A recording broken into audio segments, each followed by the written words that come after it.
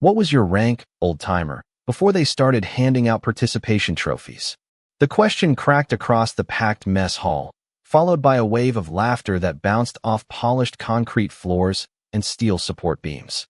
Trays paused halfway to tables. Conversations faded into curious murmurs, and dozens of eyes drifted toward the white-haired man standing quietly in line with nothing more than a plastic tray, a paper cup, and the patient stillness of someone who had spent an entire lifetime waiting without complaint.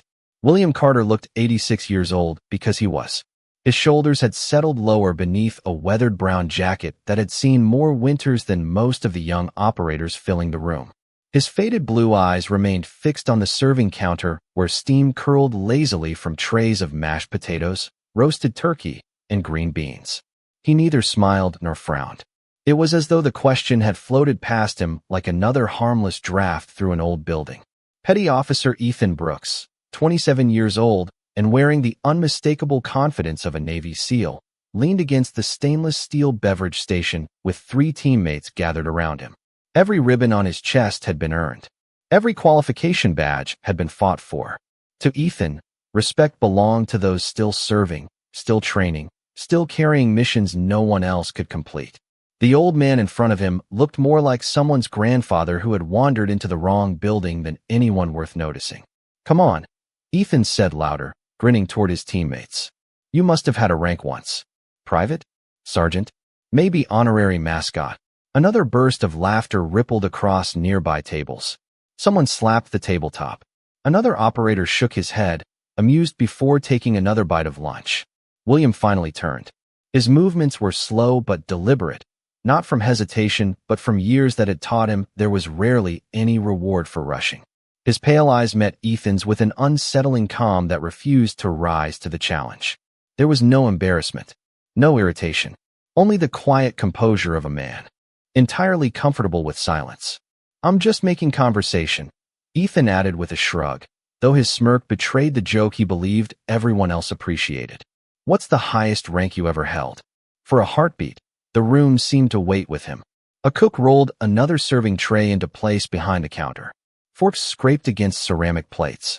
An industrial ice machine hummed somewhere near the drink dispensers.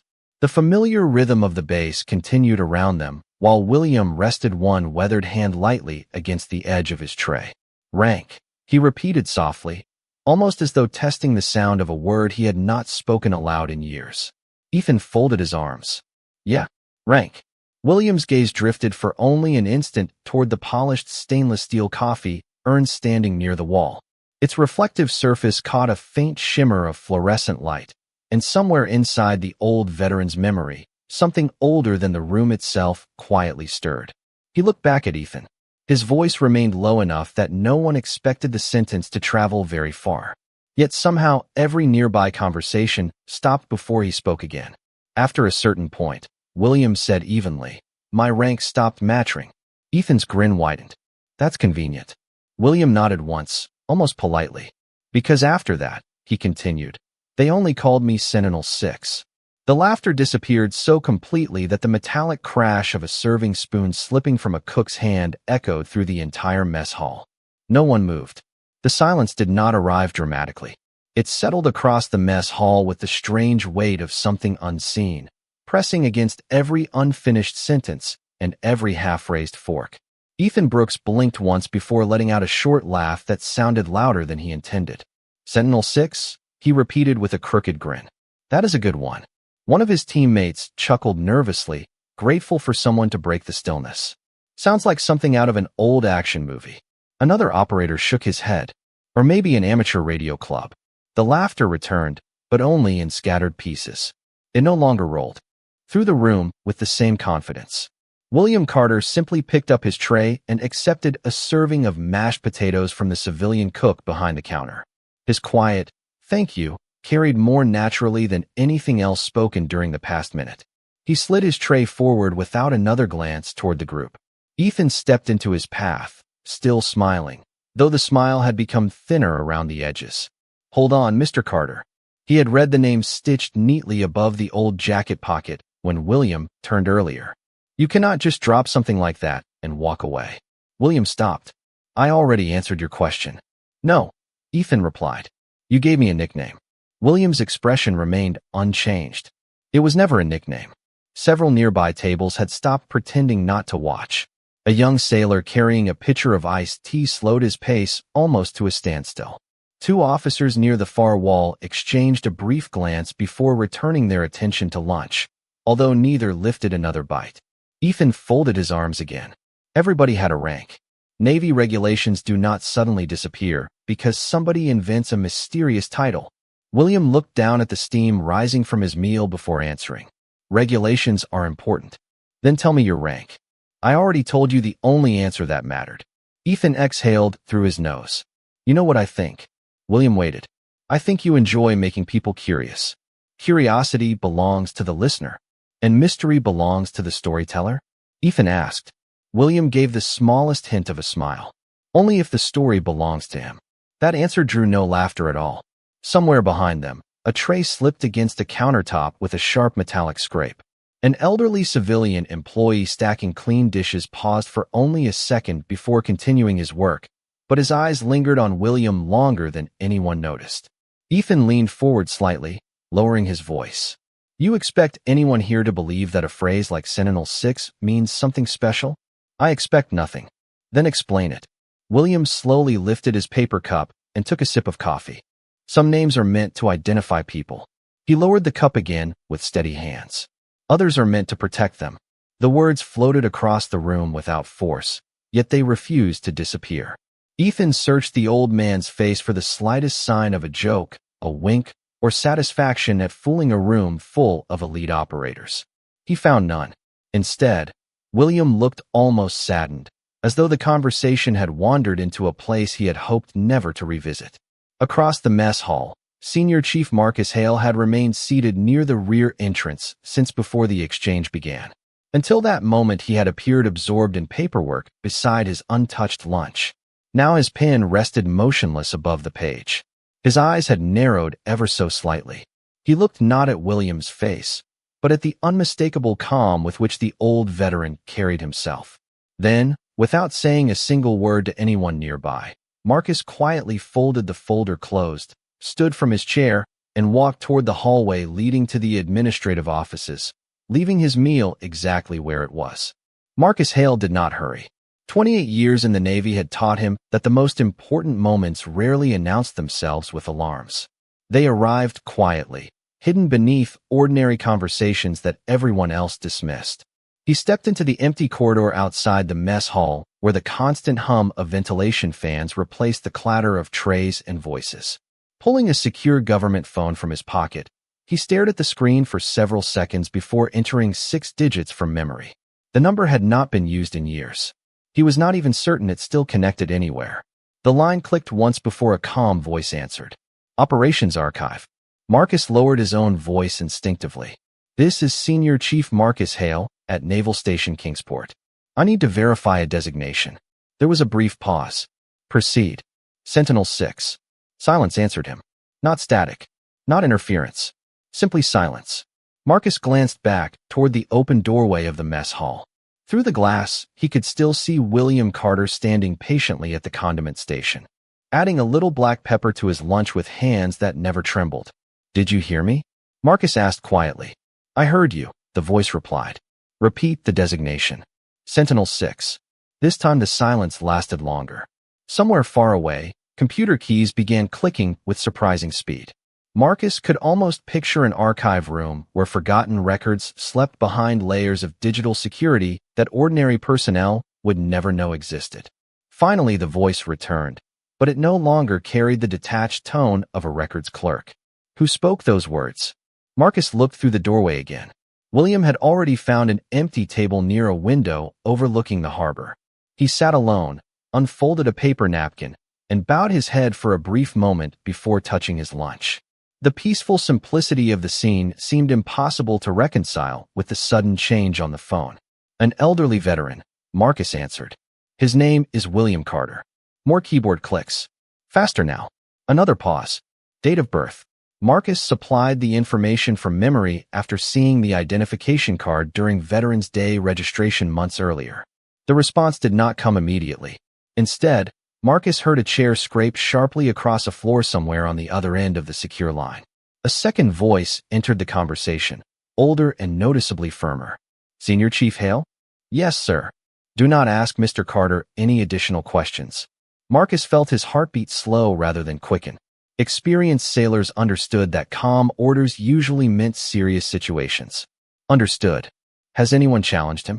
Marcus hesitated only briefly. "Nothing physical. Mostly conversation. One of our younger operators believed he was joking." The second voice released a measured breath. "Keep it that way." "Sir, what exactly does Sentinel-6 mean?" Another silence followed. Then came an answer that raised more questions than it resolved. "It means there are records you do not have clearance to read." Marcus frowned slightly. "Is the designation authentic?" "Senior Chief, authenticity is no longer the question." The words were delivered with quiet precision. "Your responsibility is to make certain Mr. Carter remains comfortable where he is until further instructions arrive." "Should I notify the commanding officer?" "Negative." The answer came immediately. "This information is moving through another chain." Marcus understood enough military procedure not to press further. "Yes, sir." The secure line disconnected without another word. He remained standing in the hallway for several moments, staring at the dark screen in his hand. Behind him, the mess hall had gradually returned to its normal rhythm, although the conversations remained softer than before. Ethan Brooks still watched William from across the room, trying to convince himself that the old man's calm confidence was nothing more than an elaborate performance. William, meanwhile, appeared entirely unconcerned with the attention surrounding him. He slowly buttered a dinner roll, unfolded another napkin onto his lap, and gazed through the wide windows toward the bright blue water beyond the pier, where a line of gray naval vessels rested motionless beneath the afternoon sun. The distant cry of a single seagull drifted across the harbor, and for the briefest instant, something in that familiar sound carried William's thoughts somewhere no one else in the room could possibly follow. William Carter held the warm paper cup between both hands without taking another sip. The faint aroma of coffee drifted upward, carrying with it a scent that somehow blended with salt air slipping through the mess hall in trance each time someone walked inside. Outside the wide windows, the harbor shimmered beneath the afternoon sun. A gray destroyer rested quietly against the pier, its silhouette softened by the bright haze rising from the water. William's eyes lingered there for several seconds, and the sounds around him slowly faded. The scrape of chairs dissolved into the distant cry of seabirds. The hum of fluorescent lights became the low whistle of coastal wind sweeping across an isolated shoreline many decades earlier. He was no longer an elderly man sitting alone at a Navy base. He was a young lieutenant standing on a weathered wooden dock before sunrise, watching waves roll against dark pilings while a cold Atlantic breeze tugged at the sleeves of his uniform. No photographers stood nearby. No ceremony had been arranged. Only 6 men waited in silence beside an unmarked patrol craft whose faded paint revealed nothing about where it belonged or where it was headed. Each carried only what was necessary. No names were spoken. Even then, everyone understood that names had little value once the mission began. A silver-haired commander stepped toward William with a folded chart tucked beneath one arm. He looked neither stern nor dramatic. His voice remained calm enough that every word demanded attention without ever rising above the sound of the surf.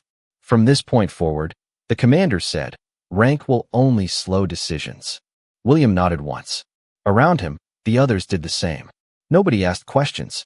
Nobody requested explanations. Trust had already been earned long before they reached that dock. The commander unfolded a small sheet of waterproof paper. Across the top appeared 6 simple designations written in black ink instead of names. He handed the page to William first. "These are the only identities that matter until every one of you comes home." William lowered his eyes. His own designation appeared on the first line, Sentinel-6. It looked strangely ordinary, almost disappointing for something that would quietly replace every title he had spent years earning. "Remember this," the commander continued. "If anyone outside this circle asks who you are, they should never hear these words. If someone recognizes them, they already belong to this family." William folded the paper carefully and slipped it inside his jacket without another glance. No oath followed. No applause. Only the steady rhythm of waves striking old timber and the distant engine of a fishing boat crossing the horizon. Years later, he would remember that quiet morning more clearly than any award ceremony or promotion. Because on that dock, respect had not been measured by insignia stitched onto collars. It had been measured by responsibility silently accepted. The memory shifted like sunlight moving across water. William saw younger faces gathered around. Weathered maps inside a dim briefing room where every clock had been covered. Coffee cups rested beside folded charts. Someone quietly adjusted an old radio. Another checked a compass without speaking. There had been confidence in the room, but never arrogance. Every person understood that experience was something shared rather than displayed. The image slowly dissolved as another distant seagull called across the harbor. William blinked once. The bright windows of the modern mess hall returned. Steam still drifted from his untouched potatoes. His coffee remained warm in his hands. Around him, sailors continued eating, laughing more cautiously than before.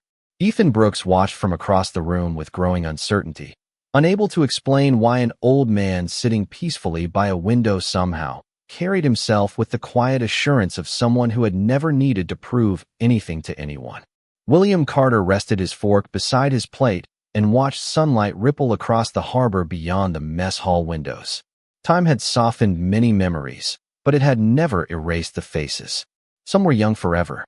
Some had gone on to become admirals, instructors, and commanders whose names appeared in history books. Others had quietly returned home, built ordinary lives, and never once spoke about the mornings when every decision carried the weight of countless futures. William preferred it that way. The greatest achievements he had ever witnessed had rarely belonged to one person. They belonged to teams that trusted one another enough to let someone else receive the credit. Across the room, Ethan Brooks could not shake the uneasy feeling growing in the back of his mind. Everything about the old veteran contradicted the picture he had formed only minutes earlier. Most people trying to impress strangers leaned into attention. William seemed determined to avoid it. He did not glance around to see who was watching. He did not repeat the mysterious designation. He simply continued eating lunch as though the conversation had ended the moment he answered the original question. Ethan finally picked up his tray and crossed the room. His teammates hesitated before following. Several steps behind. "Mr. Carter," Ethan said, stopping beside the table instead of blocking his path this time. William looked up with the same calm expression. "Yes. Can I ask you something else?" William nodded. "You already are." Ethan almost smiled despite himself. "Fair enough." He pulled out the chair across from William, but remained standing. If Sentinel 6 was not a rank, what was it? William folded his paper napkin carefully before answering. "A responsibility." "For what?" "For people." Ethan frowned. "People doing what?" William's eyes drifted toward the bright water outside once again. "Coming home." The answer sounded too simple, almost disappointing, yet something about the quiet certainty behind it refused to let Ethan dismiss it. "Did your team use those designations?" Ethan asked. William nodded once. "Only when necessary." "How many were there?" "Enough." Ethan released a slow breath. "You really do not like giving direct answers." Sometimes a direct answer creates the wrong question.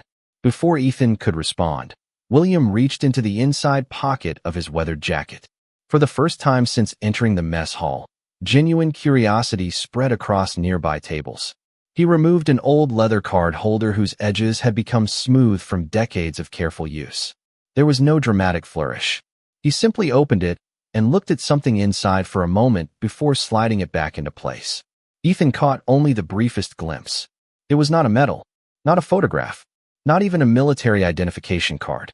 It appeared to be a faded piece of waterproof paper folded so many times that the creases had nearly become part of the material itself. William noticed Ethan's puzzled expression. "Some things stay with a person because they remind him who he served beside," he said quietly. "Not because anyone else needs to see them." Ethan slowly lowered himself into the chair. For the first time that afternoon, he had stopped trying to expose a story and had started trying to understand a man. At that same moment, several miles away inside a secure administrative building overlooking the naval station, an encrypted notification reached a restricted terminal. A classified file that had not been accessed in over 30 years had just recorded an authorized verification request. The screen displayed only 3 words before automatically locking itself again. Sentinel-6 confirmed.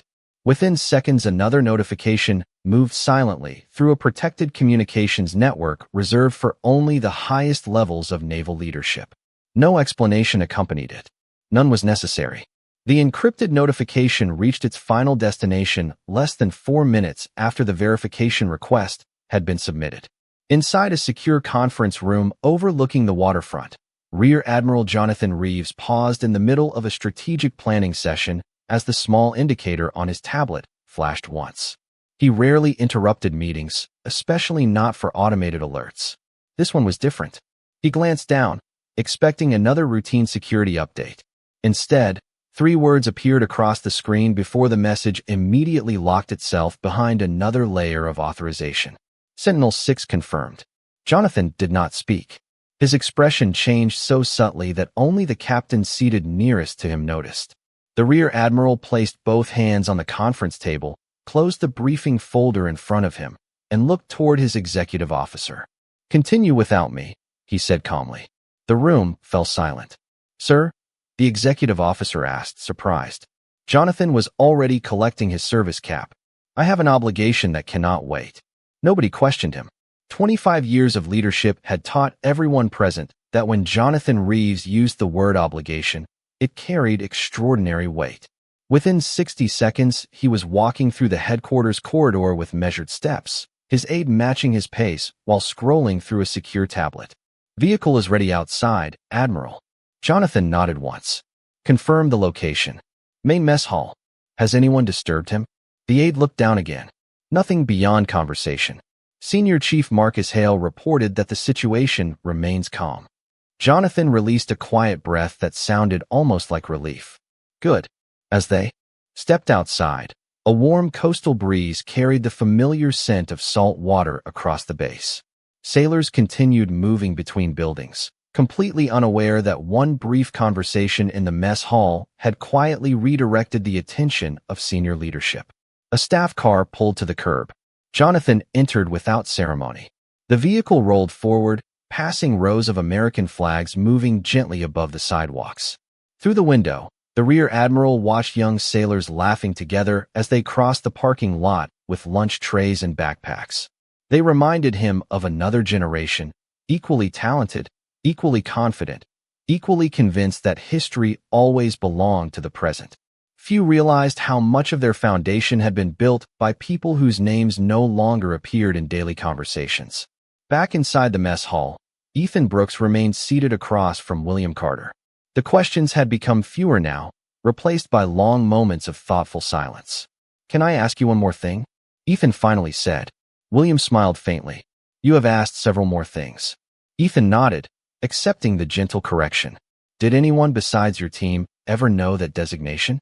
William considered the question before answering. "Only those who absolutely needed to." "Then how could anyone verify it today?" William looked toward the harbor where sunlight reflected across the water like scattered pieces of glass. "Some promises are kept longer than people expect." Ethan followed his gaze without fully understanding the answer. Nearby conversations had gradually resumed, but the atmosphere remained noticeably different. Nobody laughed anymore.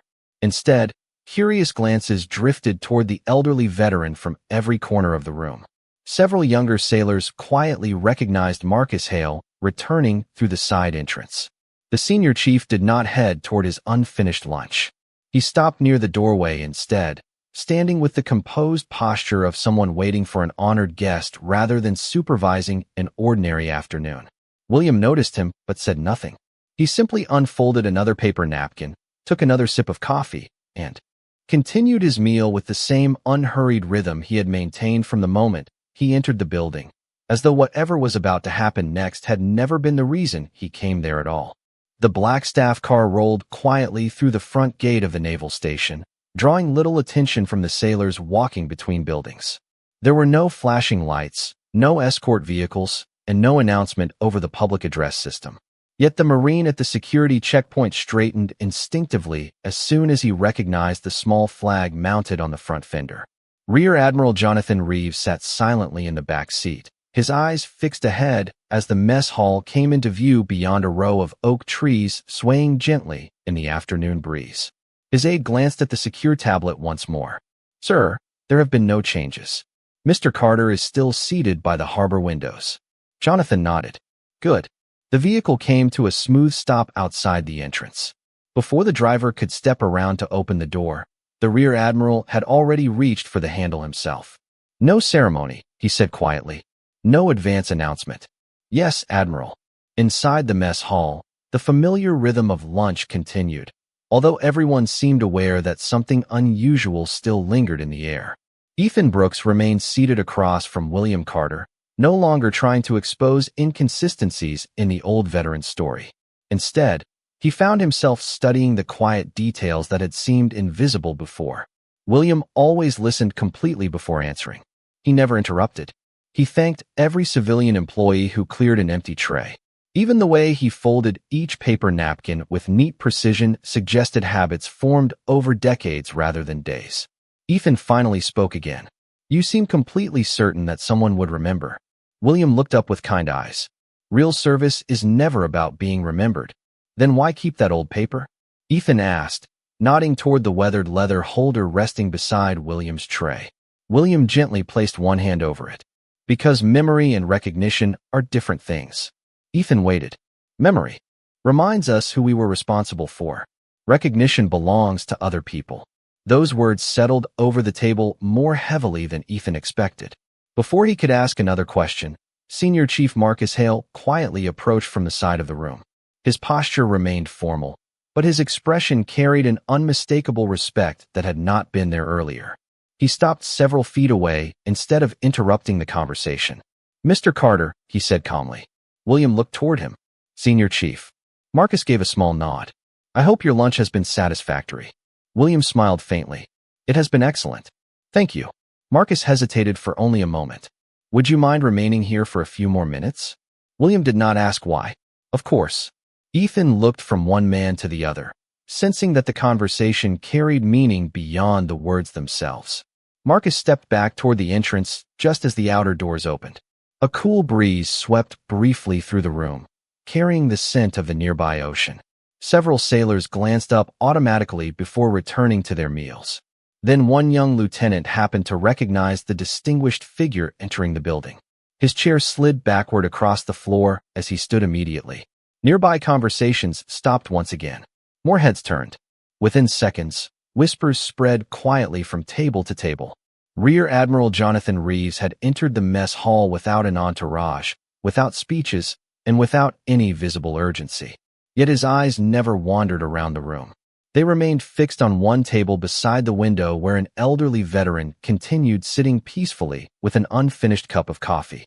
Ethan felt his heartbeat quicken as he watched the Rear Admiral walk steadily across the dining area. Every step seemed deliberate. Every sailor instinctively moved aside without being asked. William Carter did not stand. He simply looked toward the approaching admiral with the calm expression of someone greeting an old sunrise rather than an unexpected visitor, while an entire room waited in complete silence to discover why one of the Navy's highest leaders had come personally. To see a quiet old man eating lunch alone. Rear Admiral Jonathan Reeves stopped exactly one step from William Carter's table.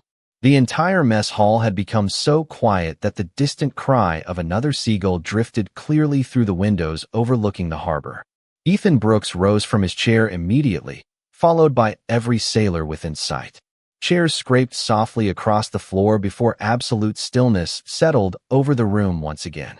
William remained seated for only a brief moment, then calmly placed his napkin beside his tray and stood with the same measured dignity he had shown since entering the building. The two men faced each other in silence.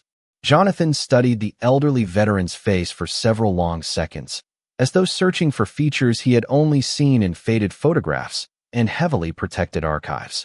Then, without hesitation, the Rear Admiral came to full attention. His right hand rose smoothly to the brim of his service cover in a textbook salute delivered with complete precision. Gasps echoed quietly across the room. No one could remember ever seeing an officer of his rank initiate a salute toward an elderly civilian. Jonathan held the salute until William slowly returned it with effortless confidence. There was nothing theatrical about the exchange. It felt less like ceremony and more like the completion of a promise made many years before. Jonathan lowered his hand first. His voice remained calm, yet every word carried unmistakable respect. "Welcome home, Mr. Carter. It is an honor to finally meet you." William smiled gently. "That is very kind of you, Admiral." Jonathan shook his head almost imperceptibly. "Kindness has nothing to do with it. Respect does." Ethan stared in disbelief. The confident certainty he had carried only an hour earlier had completely disappeared. He looked from the rear admiral to William and back again, unable to reconcile what he was witnessing with everything he thought he understood. Jonathan noticed him standing nearby. "Petty Officer Brooks." Ethan immediately answered, "Yes, sir." "You asked Mr. Carter about his rank." Ethan swallowed carefully. "Yes, sir." Jonathan glanced briefly toward William before looking back at the young operator. "The answer you received was accurate." Ethan frowned slightly. "Sir, I do not understand." Jonathan nodded. Most people would not. He rested one hand lightly on the back of the empty chair beside William's table. There have always been assignments where titles mattered less than responsibility. In rare circumstances, carefully selected personnel operated under protected designations rather than conventional positions. Those designations were never intended for recognition. They existed to safeguard missions, families, and the people entrusted to their leadership. Ethan listened without interrupting. Around him, every sailor in the room seemed equally absorbed. Jonathan continued. Many official records remained restricted for decades, not because extraordinary things happened, but because quiet professionalism deserved the protection of silence. William lowered his eyes modestly, clearly uncomfortable becoming the center of attention. "Admiral," he said softly, "there is no need to make more of this than necessary." Jonathan smiled respectfully. "With permission, sir, I disagree." William looked up with quiet curiosity. Jonathan continued. "Every generation believes it invented excellence. Then, every so often, someone reminds us that excellence was already here long before we arrived." The rear admiral turned slightly toward the room without raising his voice. "The man standing beside me spent his years ensuring that others returned safely, accepted responsibilities few people even knew existed, and asked for nothing in return except the opportunity to serve. That is the only part of his record every one of us needs to remember. No classified details were revealed. No dramatic stories were told. Yet somehow those simple words carried greater weight than any lengthy citation ever could." Ethan slowly lowered his eyes, realizing that the quiet old veteran he had questioned had never tried to impress anyone because the people whose respect truly mattered had never forgotten him. For several long seconds, nobody spoke. The usual sounds of lunch had vanished completely. Forks rested untouched beside plates. Conversations remained unfinished. Even the civilian employees behind the serving counter paused, as though they instinctively understood they were witnessing something that could never be scheduled on an official calendar. William Carter looked around the room with quiet humility before returning his attention to Rear Admiral Jonathan Reeves. "Thank you for your kindness," he said softly. Jonathan smiled. "You earned respect a long time ago, Mr. Carter. Today we simply had the privilege of showing it." William gave a slight nod, then reached for his weathered leather card holder one last time. He opened it carefully and removed the small folded waterproof paper that had traveled with him for so many decades. The edges had faded. The creases had softened. Time had nearly erased the ink, yet the paper itself remained intact. He looked at it for only a moment before folding it again with the same deliberate care. Ethan Brooks watched every movement. "You kept that all these years?" he asked quietly. William smiled. "Not because of what it says." Ethan waited. "Because of who stood beside me when I first carried it." Ethan lowered his eyes. For the first time that afternoon, he understood that the old paper had never been a symbol of status. It was a reminder of trust, responsibility, and friendships that no metal could fully represent. He took one slow step forward. "Mr. Carter." William turned toward him. Ethan stood straight, his confident posture now replaced by sincere humility. "I owe you an apology." William listened without interrupting. "I judged you before I knew anything about you. I thought experience looked like confidence. I forgot that sometimes it looks like quiet." William's smile grew warmer. "Every generation learns that lesson in its own time." Ethan nodded slowly. "Thank you for teaching me without trying to." William gently placed a hand on the younger man's shoulder for only a brief moment. "The Navy will always need skilled people." He looked around the room at the sailors standing silently nearby. but it will always need humble people even more. No one answered because no one needed to. The truth settled naturally over everyone present. Rear Admiral Reeves stepped aside as William picked up his empty tray. A civilian employee hurried forward to collect it, but William politely shook his head. "Thank you," he said with an easy smile. "I can still return my own tray." The employee smiled back and stepped away. William carried the tray to the return window exactly as he would have if no one else had entered the room that afternoon. When he finished, he placed the paper cup into the recycling bin, straightened his jacket, and quietly walked toward the exit overlooking the harbor. As he reached the doorway, something remarkable happened without a single command being given. One by one, sailors throughout the mess hall came to attention. No whistle sounded. No order echoed across the room. The movement spread naturally until every uniformed service member stood silently facing the elderly veteran. William paused only briefly. He turned, offered a gentle nod that carried gratitude rather than pride, and walked into the bright afternoon sunlight where the ocean breeze welcomed him home once again. Through the wide windows, everyone watched him disappear along the waterfront path with slow, steady steps, his figure growing smaller against the endless blue horizon. Ethan remained standing long after the door had closed behind him. He realized that morning he had believed respect came from rank, titles, and recognition.